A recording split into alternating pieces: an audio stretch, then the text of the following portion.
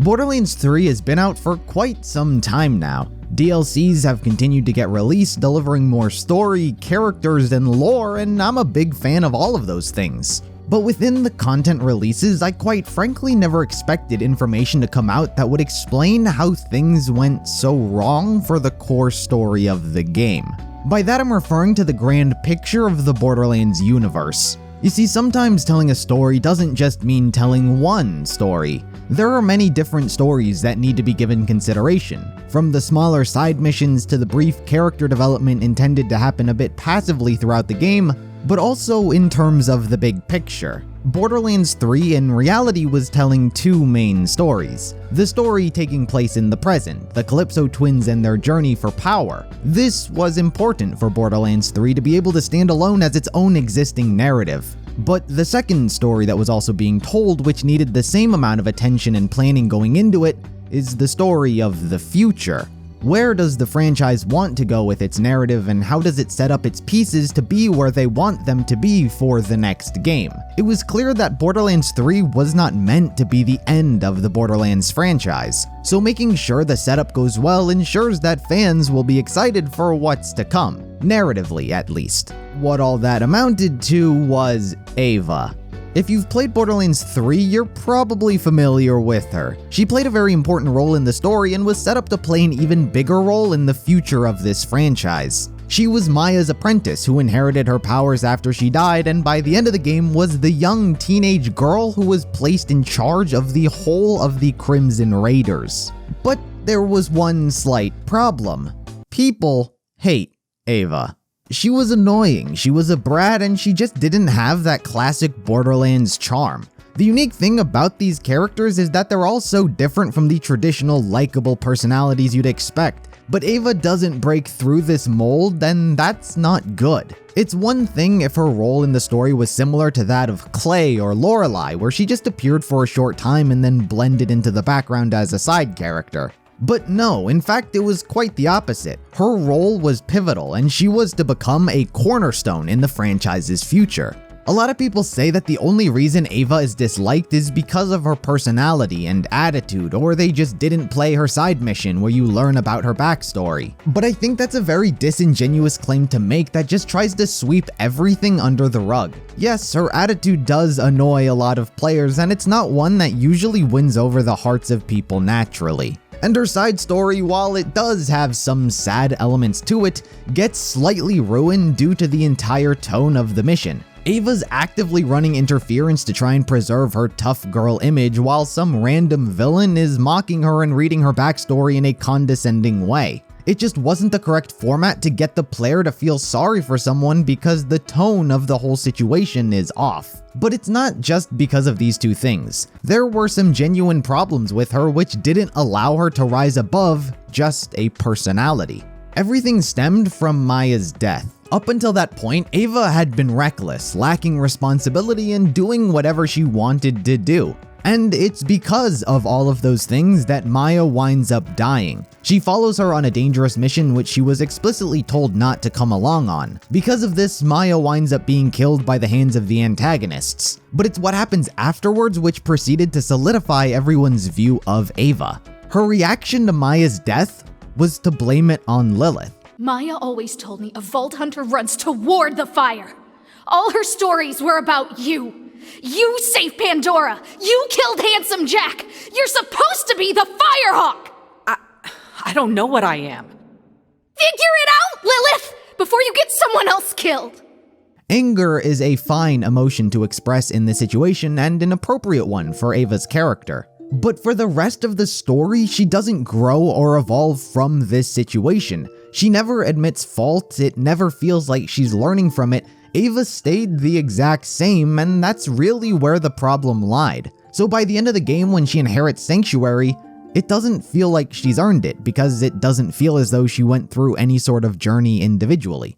And through a failure of the story having the audience feel like that there's been a proper passing of the torch, many fans who are interested in Borderlands' story are left with a poor taste in their mouth. Two staple characters who fans loved were sacrificed for this one that everyone didn't. Admittedly, Lilith is still alive in a to-be-continued storyline, but for the sake of the emotional weight the scene was meant to have, it failed. And to be honest, most people left it there. Ava was a failed attempt at a character who was a victim of poor writing because there was nothing out there to contradict this idea. Then the director's cut came out. Within this DLC, all sorts of behind-the-scene concept art, animations, and even storyboards were released for the first time for everyone to see. Within this was a cutscene that was excluded from the game titled Maya's Funeral, and this scene can single-handedly be looked at as the sole reason Ava failed. You see, Maya's death should have been an incredibly emotional moment. She was a character fans absolutely fell in love with in the previous entry. Her design, her personality, like a siren drawn to Pandora in search of answers, players were drawn to her whether they knew the reason why or not. And being aware of how the players view its characters is vital to not mishandling the trust that they put into the franchise. So when Maya was killed in Borderlands 3, it should have been an incredibly emotional moment which broke the hearts of its players. Instead, we were greeted with an awkward memorial speech largely delivered by Tannis with a brief statement from Lilith herself. Maya wasn't just a Crimson Raider or a Vault Hunter. She was family. But we can't lose sight of our mission. We're going to open the vaults. That's how we make her death mean anything. Everyone, back to your stations. This isn't what fans were expecting nor really wanting from a moment that killed off a very beloved and likable character. This was the moment Ava really placed a sour taste in everyone's mouth. But if you take a look at the director's cut, the scene plays out with a noticeably different tone and intent from everyone involved.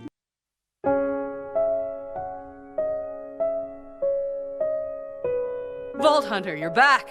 Why didn't you report on the EchoNet? Where's Maya? She's gone. Gone where? Athena's? Why would she leave you with me? No, she's gone. Oh, Maya. No. There's no way. It was that power-hungry bitch Tyrene. Trying to get Lilith wasn't enough for her? It wasn't her. It was Troy. So he can leech sirens besides his own sister.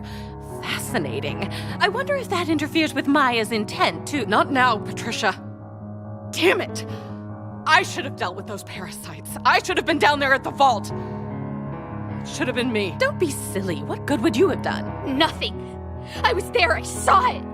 I watched them turn my only friend into dust. Maya was one of the most powerful people in the universe. They just... Ava. You're not the Firehawk anymore, Lilith. There's nothing you could have done.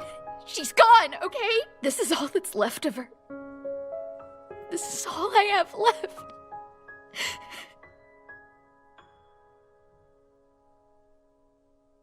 Everyone back to your stations. Prep the ship. We're going back to Athena's.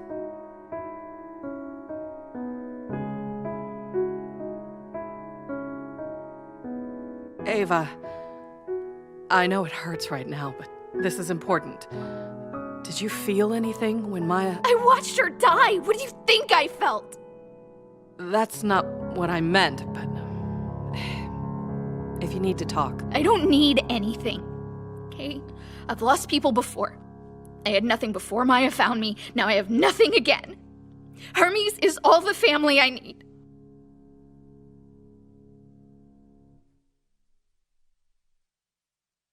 Vault Hunter, thank you for getting Ava back safe. Maybe you should go talk to her?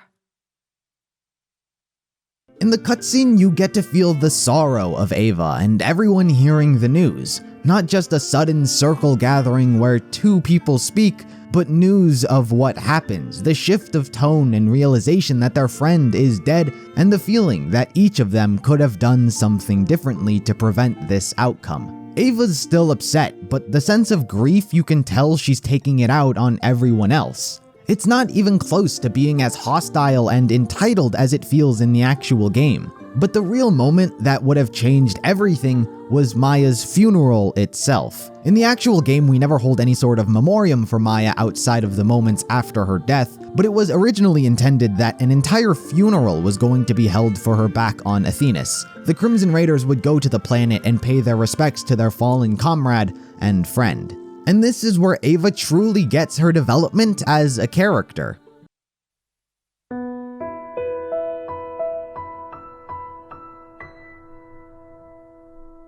There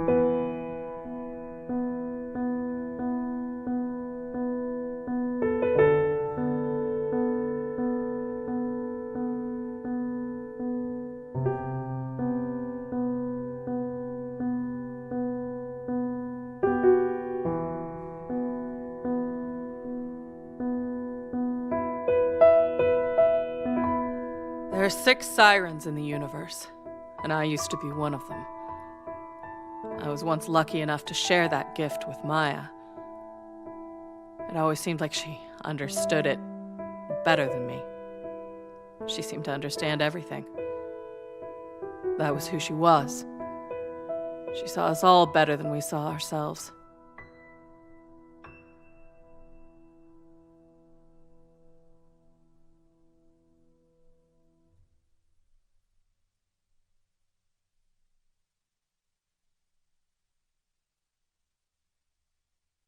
Goodbye, Maya.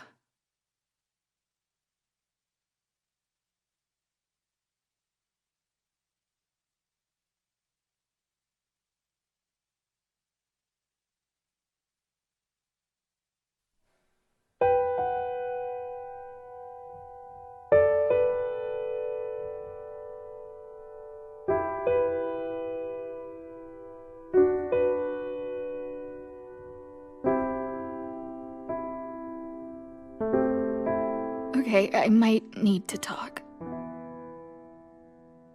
It's my fault. I got her killed.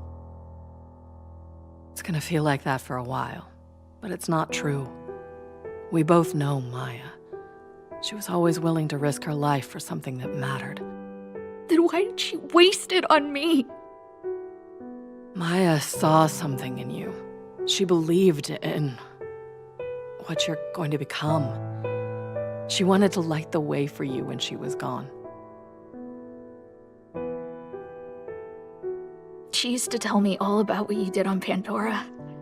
About the Firehawk. She said you always ran toward the fire. You sounded like everything I ever wanted to be. Someone strong. A leader with a whole army at my back. Invincible. None of us are, Ava. Yeah, I know.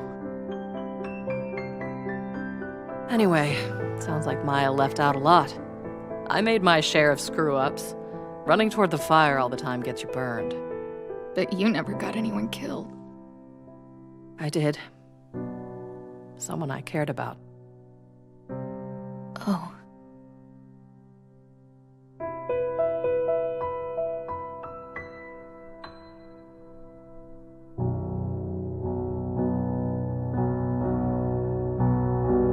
We're going to Eden 6. Whatever Maya saw, I believe in it too. She wouldn't want this to be the end of your training. I know I'm not the Firehawk anymore, but together maybe we can figure it out. Will you come with us? I want to make what Maya saw in me real. I want to learn and fight and be a Vault Hunter. I want to join the Crimson Raiders. Then welcome to the family.